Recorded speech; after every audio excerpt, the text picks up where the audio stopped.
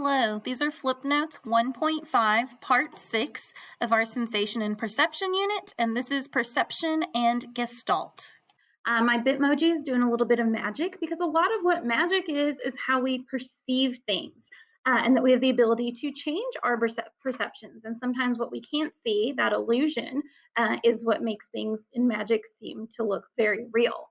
The image that we've had here on so many of our flipped notes already of the vase and also faces, hopefully you can see both by now. The reason we can see both is because of the way perception works in our brain. So let's get into it. So with sensation, that was the raw data coming in as sensory stimuli from the environment. So we've talked about how all that gets into our brain and how our brain starts to process that. Well, once your brain starts to make sense of it, that is the perception half of sensation perception. So it's how our brain is interpreting the sensory information and turning it into something meaningful based on what we already know about the real world. Some people actually have a very special ability called synesthesia, in which when they perceive a sensory, or whenever they receive a sensory stimuli, it actually affects them in more than one way. So, for example, if they see a color, they may detect a flavor in their mouth, or if they hear a sound, that they also see a color at the same time. So they're getting more than one sensory cognitive pathway being stimulated at a time. They're called synesthetes. And we'll watch a TED Ed about that during class. So much of what happens with perception actually has to do with our own experiences or predispositions to perceive things in a certain way, our perceptual set.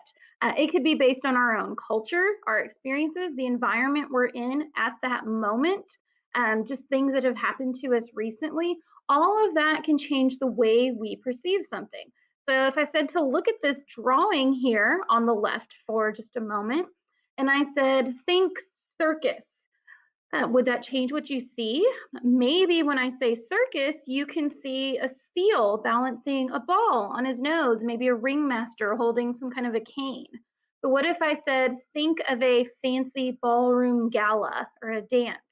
Then perhaps that would change your perception, and maybe you see a woman and she's kind of like in this old-fashioned ball gown that's got a bustle or that's like extra fabric over by her back end, and a guy, still kind of the ringmaster guy, but a guy in a fancy suit. And so by changing what I said to think about when you see the picture, that could change your perception of it. So that's all part of perceptual set. We actually talked about perceptual set when we listened to music with subliminal perception, looking for subliminal messages. That was called backmasking, where we listened to some of those songs and you couldn't hear anything, but when I said, listen for something bad, or once you saw the words on the screen of what was supposed to be in the music, then you would say, oh, I can kind of hear that now, that it affected your perceptual set. So your predisposition to perceive things in a certain way. So you can already tell that perception is an active process, meaning you can perceive things in more than one way. And even from moment to moment, the way you're thinking about it or the stimuli of the sensory things in the environment can change your perception of an event, or even changing your background knowledge. How many times, did somebody tell you something about a person? And then when you thought about it some more, now it changes your perception of that person, about what you already know. So our brain is doing this constantly. Our brain puts together different sensory information in order to try to form something orderly. Our brain doesn't like it when it has an incomplete picture. This idea that the brain wants a whole, not just parts, is called Gestalt. And Gestalt psychology is this whole kind of little subset of psych of studying why do we see things as a whole instead of trying to see things in bits and pieces. There are 6 main Gestalt principles that we'll look at of how our brain is able to perceive whole images. And the first one is called figure ground. Figure is what we see in the front, and then ground refers to the background. And our brain tends to try to organize things that way, that we can see something in the front, and then we can also see something in the background. So the figure is the thing that's being looked at in the foreground, and the ground is the background. So for example, here, if I say look for the faces, the dark faces looking towards each other, that becomes the figure. And then you just have white as the background. If I said to focus on the white part, that looks like a candlestick or a vase, that becomes the figure, and the black shadow becomes the ground or the background. So most things that we look at are not going to be as undefined as that. That when you look at pictures, you can see just looking at me that I am the figure and the bookcase and the cabinet are the ground. But sometimes in images, we can create an illusion by making them look like they're connected, especially when we're talking about two-dimensional images. Some other illusions that go with figure ground, the actual word figure ground up here with figure being the dark letters and then ground being the white in the background. Can you see some other figure ground illusions here where you can change your perception? If you focus on the dark in this one, what do you see with the white as the background? What if you focus on the white and put the black part in the background? Here's another one down here, focus on the white, then focus on the black, and it changes your images. And here another one, focus on just the white part, and then change your perception and focus on the black. I don't want to give spoilers, but we'll talk about these in class, and I have a few more that we can look at as well. A lot of companies actually use figure ground in their logos, and we'll look at some examples of that in class.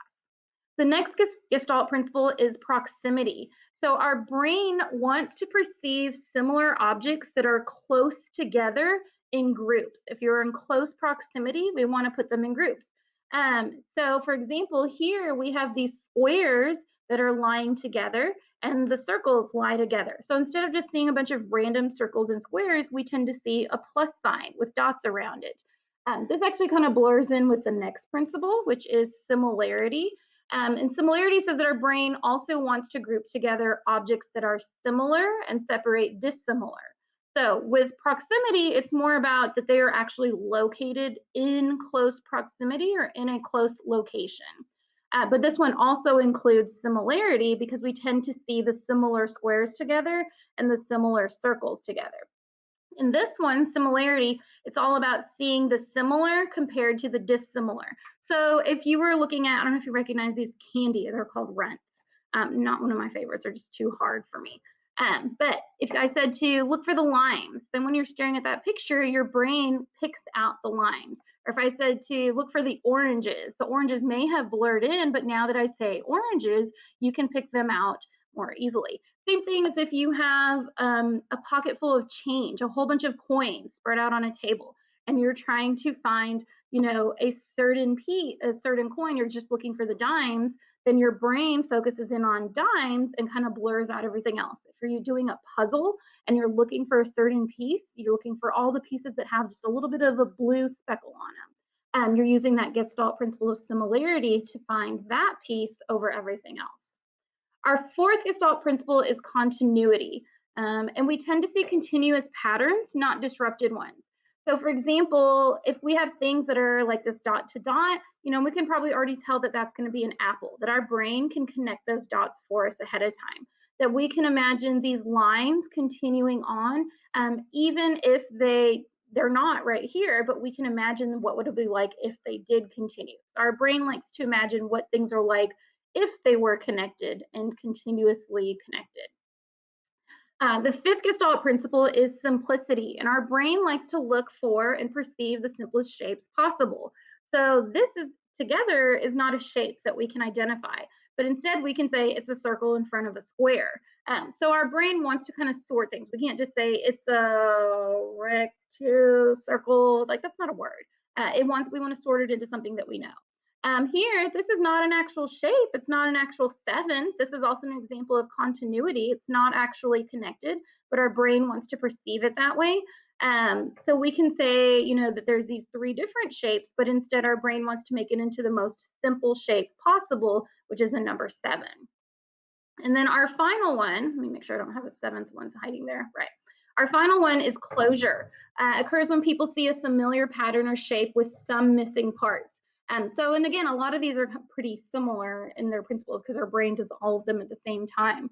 But for example, this is not actually a circle, but our brain wants to connect the dots and make it a circle for us. There's not actually a white square. There's not actually a square here, but we perceive this white square because we want to kind of fill in these areas where there's nothing there. Or you could see that there's a diamond there, even though there's not actually a diamond. There's only these little half triangles or partial triangles or Pac-Mans, but we can see circles and a square and a diamond because our brain wants to close in those images.